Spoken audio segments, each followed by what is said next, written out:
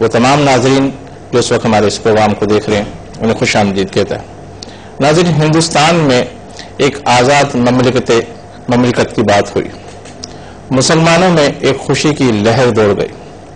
14 اگست 1947 کو ایک آزاد مملکت پاکستان کا وجود میں آیا، اور اس وجود میں آنے کے بعد یہ مسلمانوں نے یہ سوچا کہ آنے والے دن میں ہم اپنے وطن میں رہتے ہوئے ایک آزادی کا سانس لیں گے اور ہم آزادانہ طریقے سے اپنی زندگی گزاریں گے۔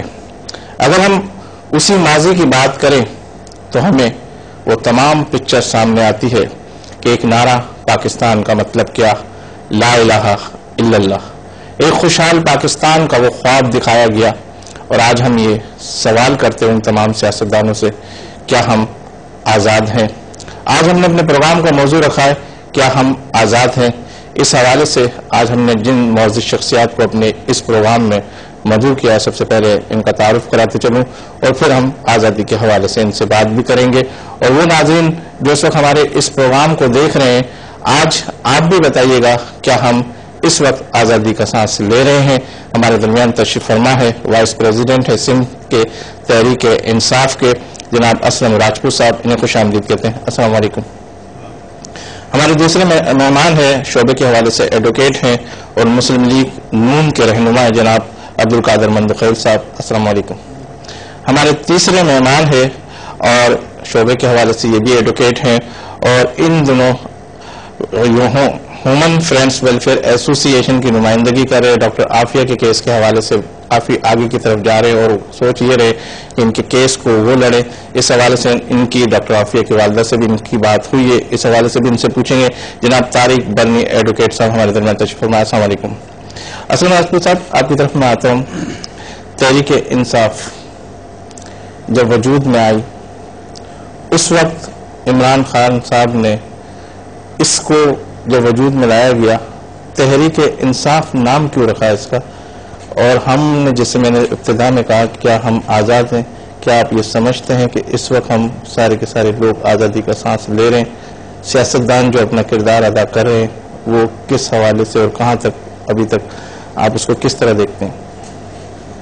دیکھیں، سب سے پہلے تو میں آپ کو آپ کے سوال کی 2 پورشن ہیں، پہلے پورشن کو میں جواب دیتا ہوں۔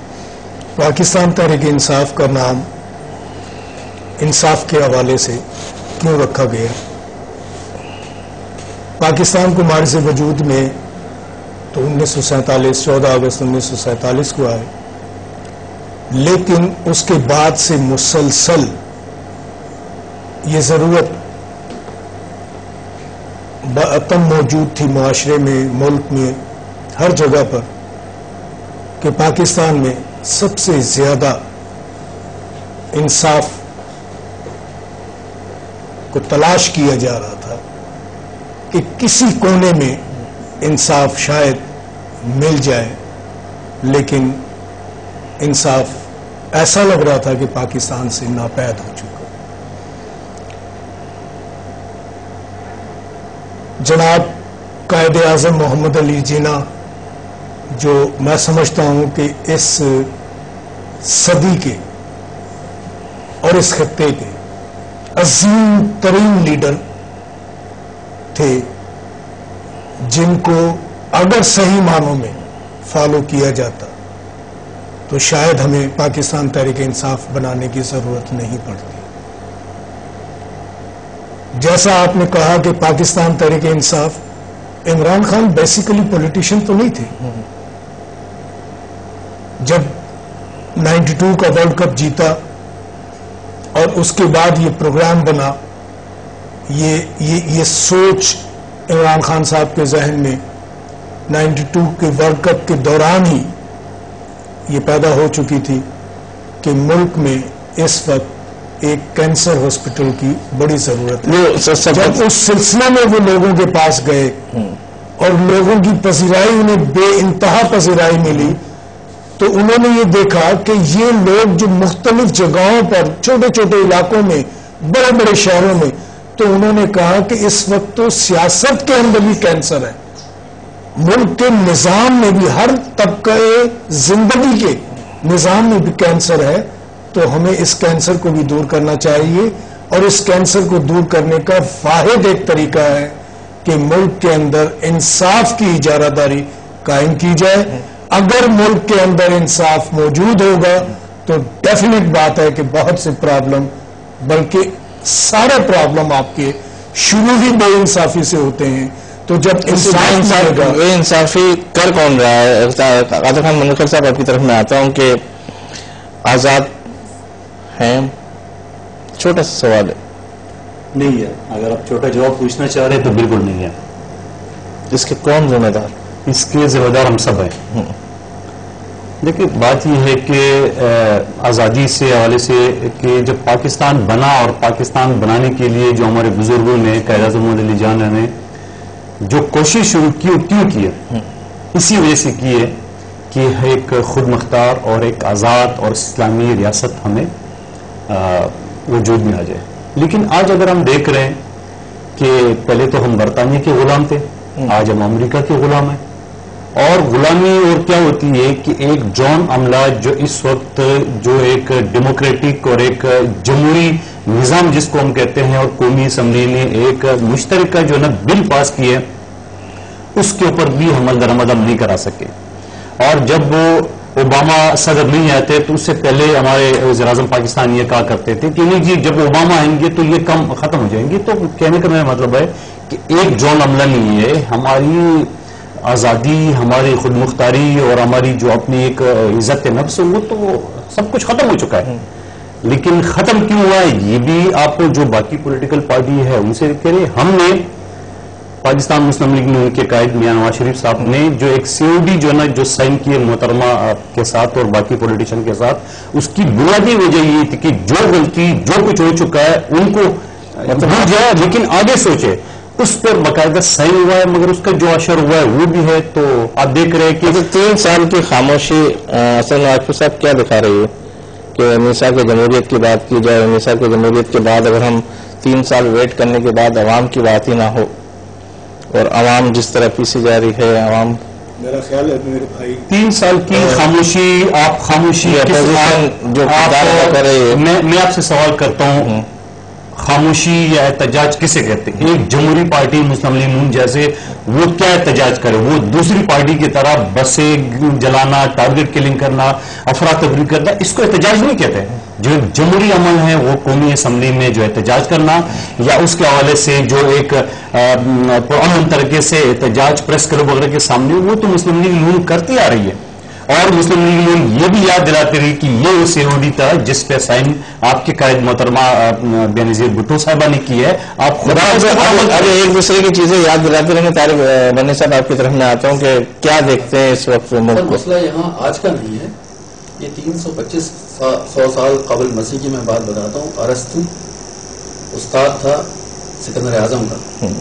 سکندر اعظم کے پاس ایک سنو فورس تھی 10,000 آدمی۔ اس نے کہا کہ میں یورپ آرام سے فتح کر لوں گا۔ اس نے کہا نہیں بیٹا، اس طرف نہ جاؤ، آپ ایشیا کی طرف جاؤ۔ حالانکہ اس وقت پرشین اور یہ اس خطے کی بہت زیادہ ہیوی اور پاورفل تھی، لیکن اس نے کہا کہ آپ اس طرف جاؤ ایشیا کی طرف، کیونکہ وہ آرام سے آپ کے جال میں آ جائیں گے، وہ عادتاً غلام ہیں، عادتاً غلام اس نے کہا۔ اسی طرح حضرت بھٹو صاحب جو ہیں شہید، انہوں نے فرمایا کہ بہت سی قومیں دنیا کی ایسی ہیں جو اپنے آپ کو آزاد تصور کرتی ہیں لیکن وہ آزاد نہیں ہیں۔ اب پاکستان میں ہم دیکھ لیں کہ ریمن ڈیوس کا معاملہ ایسا ہوا کہ ایک موقع ایسا ہے جس میں تمام قوم جو ہے ایک ہو گئی، اوپر والے ایک طرف اور نیچے والے ایک طرف۔ سارے اوپر والے یہ بتانے سے قاصر ہیں کہ کون ذمہ دار تھا، کس طرح وہ نکل گیا، سب ملے ہوئے تھے، اور نیچے والے تمام آج کر رہے ہیں، روڈوں پہ آ رہے ہیں کہ سے نہیں جانا چاہیے تھا۔ اور یہ آزادی والی بات تو نہیں ہے، ایک مسئلہ نہیں ہے۔ مسئلہ اگر ہم صرف ریمن ڈیوس کا لے لیں وہ مسئلہ نہیں ہے، کرکٹ کا لے لیں وہ مسئلہ نہیں ہے، ہماری پالیسیز یہاں نہیں بنتی ہیں، ہمارے لوگ یہاں کے نہیں ہوتے، ان کے جو اکاؤنٹس ہوتے ہیں وہ چیک کرنے والا کوئی نہیں ہے، اچانک ہوتا ہے، کوئی سامنے ہوتا ہے، تمام اکاؤنٹ کے پیسے جو ضبط کر لیے جاتے ہیں۔ تمام معاملہ ایسا ہے کہ کوئی ہے پیچھے جو ہاتھ کار فرمائے، جو یہاں سے کام لے رہا ہے، اور لوگ اس کے جال میں پھنسے ہوئے، اور وہ آزادی نہ چاہتے تاوقت کہ انہیں موت نہیں آ جاتی۔ اصل بات پتہ آپ کی طرف میں آتا ہوں کہ اس وقت تحریک انصاف یہ کہہ رہی ہے کہ ہم ایک اس ملک میں انقلاب لائیں گے، سیاستدانوں کے حوالے سے کہہ رہے ہیں کہ فلاں یہ غلط ہے، یہ غلط ہے، یہ غلط ہے. تو آپ نے جو اپنا فوکس کیا ہوا ہے وہ کس طریقے کا انقلاب آ سکتا ہے؟ اس موجودہ الیکشن اگر ہم ماضی کی طرف دیکھتے ہیں تو جو حال الیکشنوں کا جو پارٹیوں کی پوزیشن ہے، جس طریقے سے کینڈیڈیٹ کا آپ کی کیلکولیشن کہ 1-1 کروڑ 2-2 کروڑ الیکشنوں میں خرچ ہوتے ہیں، تو کیا آپ نے بھی اس کی ساری تیاری کر چکے ہیں؟ دیکھیں، پہلے تو میں آپ کو یہ آپ کے اس جو عنوان آپ نے دیا ہے کیا ہم آزاد ہیں، یہ عنوان اپنے اندر خود یہ بات بتا رہا ہے کہ وہ قومیں آزاد ہو ہی نہیں سکتی جہاں انصاف نہ ہو، اور اگر کچھ عرصے وہ آزاد بھی رہی اور اگر انصاف کو ناپید کیا تو وہ قومیں تباہی کے دہانے پر پہنچی اور تباہ و برباد ہوئی. یہ تاریخ ہمیں بتاتی ہے. اب آ جائیں، آپ نے جو سوال کیا الیکشن کے حوالے سے، بدقسمتی تو دیکھیں نا، 8.5 کروڑ کے قریب ہمارے ووٹرز ہیں پاکستان. اس پہ بات کر لیتے ہیں، کالر کو شامل کر کے آپ کی طرف آ جاتا ہوں. سنتے ہیں اس میں کون ہے ہمارے ساتھ لائن پر ہے. السلام علیکم. وعلیکم السلام جی. جی کون سا بات کر رہے ہو، کہاں سے بات کر رہے ہیں؟ بات کر رہا ہوں جی، واقعہ سے کر رہا ہوں جی فرمائیے گا دوست. جی میرا یہ تحریک انصاف والے بھائی سے کوشچن ہے کہ جس دن ریمن ڈیوس کو رہا کیا گیا تھا، عمران خان صاحب نے کال دی تھی اسلام آباد کے اندر.